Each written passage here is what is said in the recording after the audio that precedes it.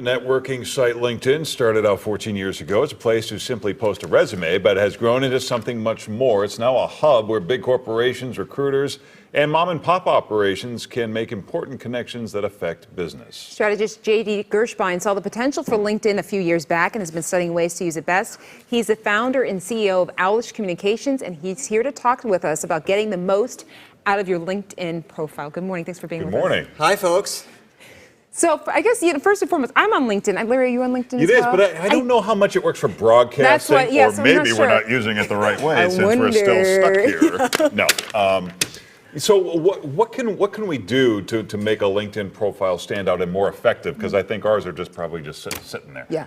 You're like most people, Yeah. Larry. You've created an account, and somewhere it's just kind of hanging out there in the LinkedIn space, like existing as a vapor. Yeah. And now you have to apply force to it. You have to leverage the system.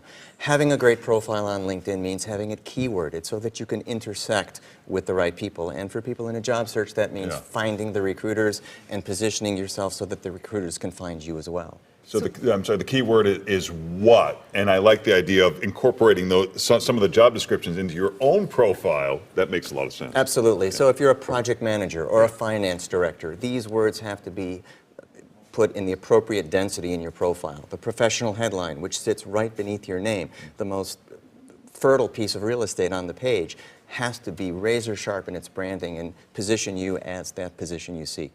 So one of the other recommendations you have is personalizing each piece of correspondence. In terms of correspondence, do you mean the messages that you get to your LinkedIn profile, or just in terms of how you're communicating with people on LinkedIn? It starts right at the invitation to connect. Okay. So one of the mistakes that people make is that they just send out invitations a la Facebook, just click a button and the invitation flies out.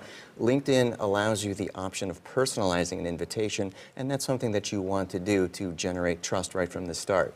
Personalize the invitation, frame the relationship, attract attention to this profile, which is keyworded and positions you. And you talk about engaging with people, but give me an example of what these keywords might be. Give me a specific example of how it works. If you're a project manager, you're talking about project management, the projects that you've managed, the projects that you are managing, the projects that you look to manage.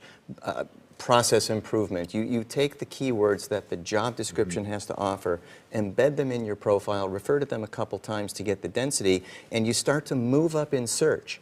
So recruiters who are on the other end plugging combinations of words into a search engine can find you, they can intersect with you, and then the quote-unquote engagement begins. Okay. One of the unusual features I've noticed about LinkedIn is that you can choose to see who's viewed your profile if your profile is public, I believe, right? So what are the advantages to having that ability to see that? It almost seems somewhat voyeuristic to me, but I suppose that there's a reason behind it. It's the most important metric on LinkedIn. You can't do that on the other sites. You don't know who's friending you or following you or which friends are looking at your page at a given time. But on LinkedIn, if your profile is made visible and you see someone's on your profile, unless they've clicked on you by accident, there's a reason.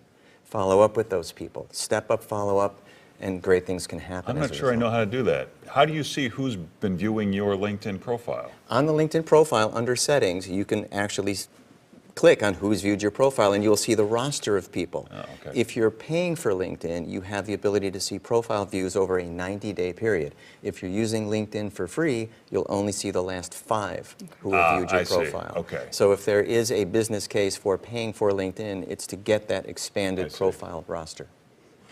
So in terms of the context, like if you have a bunch of invitations pending, should you add everybody or should you be strategic in terms of who, I mean, because I think sometimes we get a lot. I don't like adding people I don't know. That's what I feel like too, yeah. I just see some of these people, like, I've never met you before. I'm sure you're a great person, but I don't know what, if that's what the site is for. It's not a more the merrier proposition. I think professionals should be focused as to who they're building their network with. It's not like Facebook. There's a certain gravitas to the business relationship, and most people are very guarded about how they want to be represented on LinkedIn. So it does behoove one to connect with people with whom you have some like-mindedness and can advance each other's goals. All right. Well, you can find JD and get help for your LinkedIn profile at Owlish Communications.